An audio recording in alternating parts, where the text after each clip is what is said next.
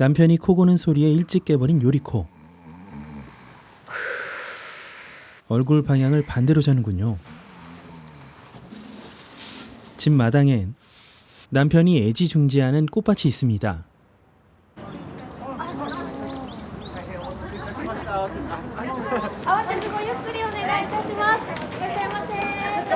서두르지 말래도 서두르는 건 물을 사기 위함.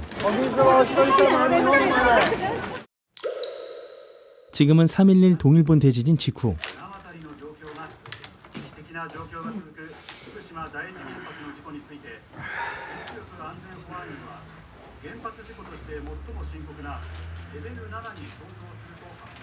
그래서 식사 조리는 생수로 해야 합니다만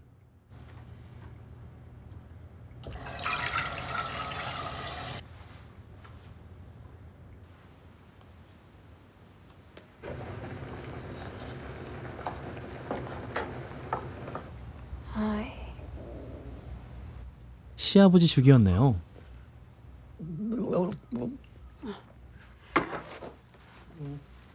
그런데 웬일인지 남편이 밖에 있습니다.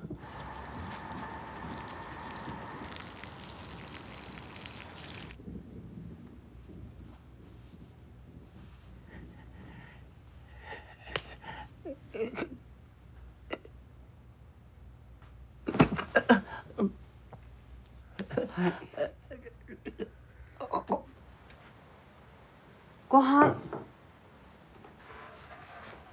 お父さん呼んできて。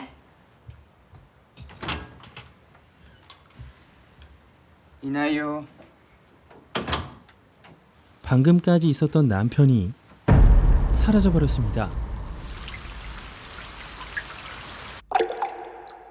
이날 이후 私たち一人一人はこの小さなひとしずくのようなものです。緑明水の尊い一滴は私たちのよどんだ心をきれいに洗い流してくれる作用があります。 요리코는 신흥 종교 농명회에 심취해 있었죠. 설교가 끝나면 기도. 聖子の次元が上昇するように祈りましょ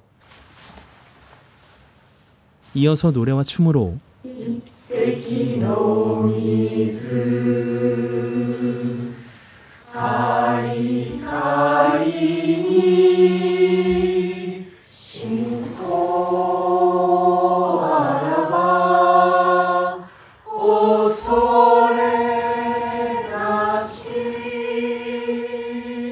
이날의 의식은 끝납니다.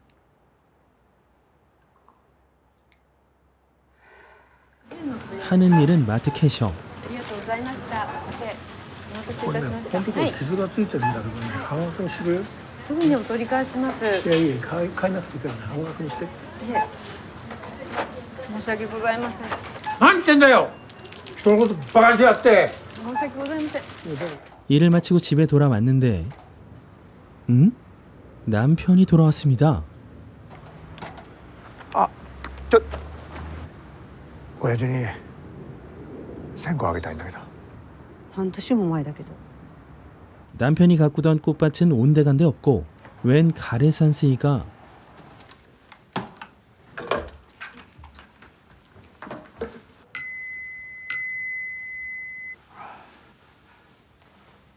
すまなかった。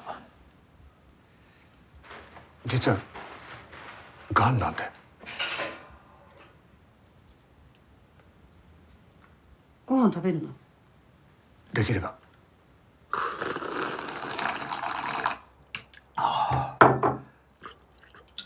잘 먹네요.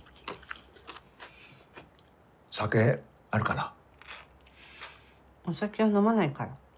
じゃあお茶は？水しかなくて。そう。じゃあ水で。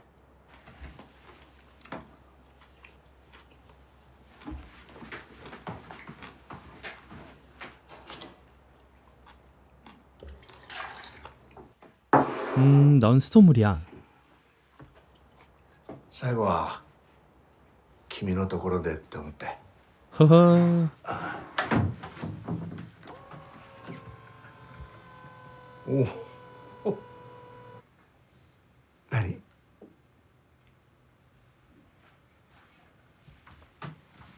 치밀어 오르는 화를 숨겨놨던 술로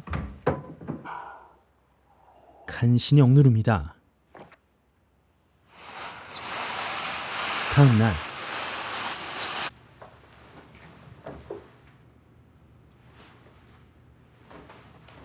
남편은 자기 빨래를 바구니에 넣어놓질 않나 老いと水の精霊が清らかなる我らの心に宿りたまパートに行ってきます あ、はい。 요리코가 나가기 무섭게 집을 뒤지기 시작합니다. 자, 또 반값 할배 등장. これね、卵1個割れてるから半額にして。新しいものをご用意しますので、あんた分かんない人はね、もうこのままでいいって言ってるの。はい、少々お待ちください。待てないよ、急いでんだから。いくらですか。半額で、はい、半額で。結構です。はい、はい、79円になります。はい。どうもありがとうございました。 아, 진땀이 다 나죠. やだね、ああいう親父。えばっちゃってさ。 이 사람은 마트 청소부 미즈키. 大変よね。 그 사이 남편은 요리코의 농명수 재단을 건드리고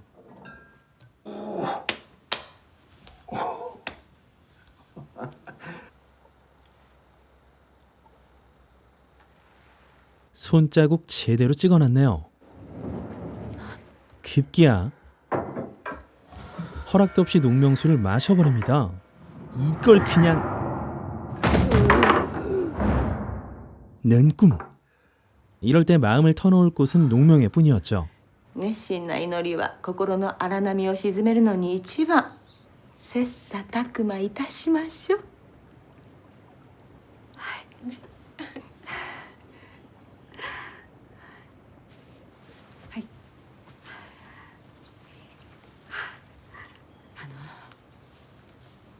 本当に心ばかりなんですけど。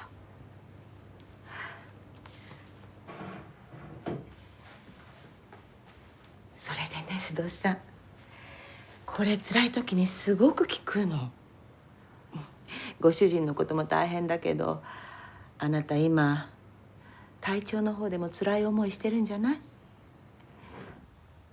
그 무렵 집안을 계속 뒤지던 남편은 막대한 양의 농명수를 발견. おかえり。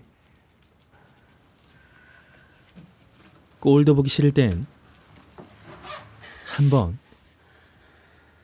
두 번, 세 번. 何それ。その玉が神様が何か。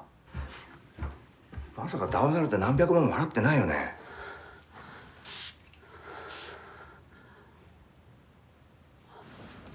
保険適用外の未承認薬になりますが、1回150万、それが3回でワンクール。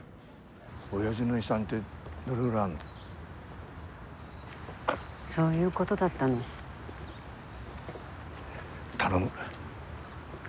こっちはもうライブラリにそれしか残されてないんだぞ。家は俺の名義だからな。いざとなったら。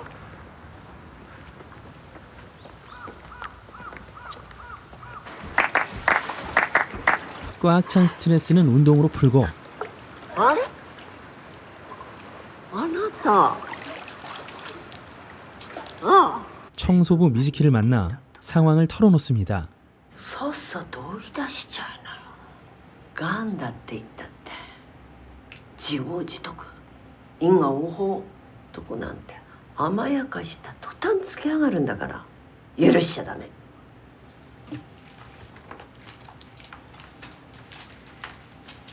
그렇다면 考えてくれた例の話。例の話？早くしないと手遅れになるって医者に。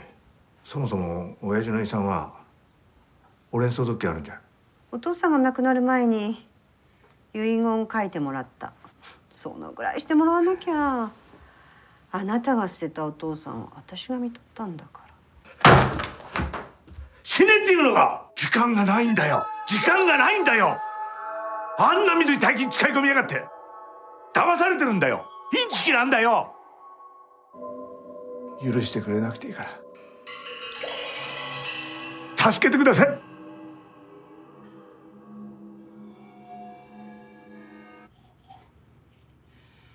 오랍쇼, 이건 남편 칫솔.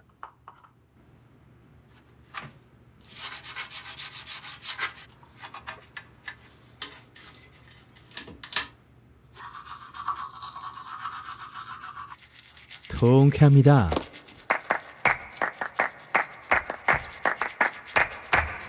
どうせがんなんでしょ。ほっといたって先にくたばってくれんだから。念じるだけなら罪にはならないよ。 그래서 간절히 바라죠. 교자를 잔뜩 준비한 오늘은 특별한 날입니다. 큐슈에 취직한 아들 타쿠야가 오거든요. ただいま。はじめまして川上です。よろしくお願いします。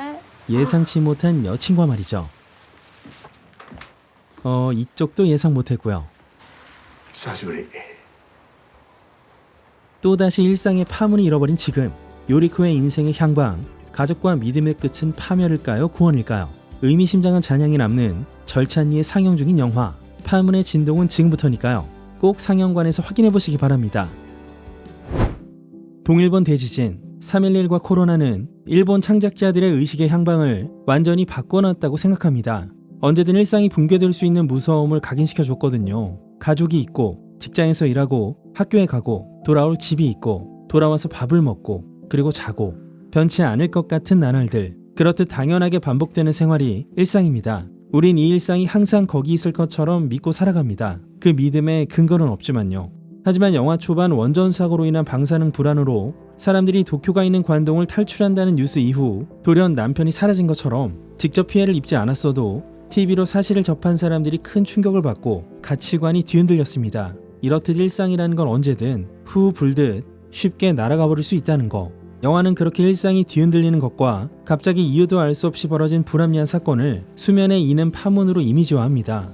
남편의 실종으로 일상을 잃어버린 요리코가 파문이 없는 평온함을 얻기 위해 선택한 건 신흥 종교 농명회입니다. 물을 마시게 하거나 몸에 뿌리는 행위로 신도들은 단순히 말로만 듣는 교리보다 뭔가 체험했다는 즉각적인 인상을 받겠죠. 참여와 몰입도도 높고요. 이것이 신도들을 향한 경제적 착취로 이어지는 지금이라도 찾으면 나올 것 같은 알기 쉬운 그런 종교를 오기가미 나오코 감독은 보란듯이 영화에 배치해둡니다. 이로써 요리코의 심리에도 그걸 이상하게 보는 남편의 심리에도 관객들이 닿을 수 있는 것이고요. 영화를 몇 번 보다 보니 요리코의 표정이나 말투를 통해서 완전히 농명회에 세뇌된 것은 아니라는 생각이 듭니다. 파문이 일고 있는 현실로부터 눈을 돌리고 오히려 스스로 진심이라고 믿고 있는 중이라고 암시를 거는 상태 같습니다. 그렇게라도 믿고 칙칙칙 3번 뿌리지 않으면 제대로 된 일상이 유지될 수 없으니까요.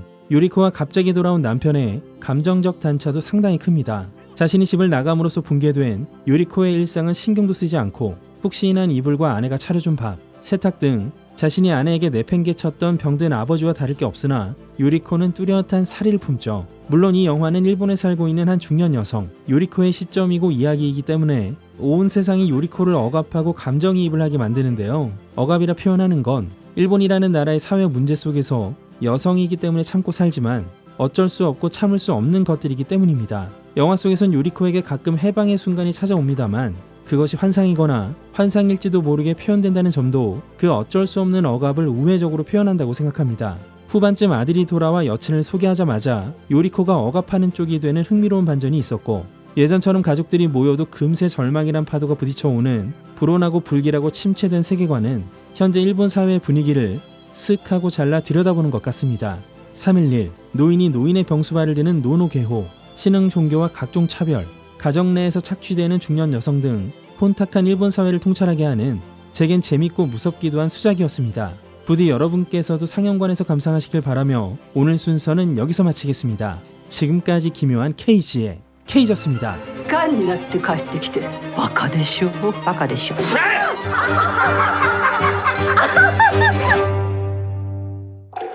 波紋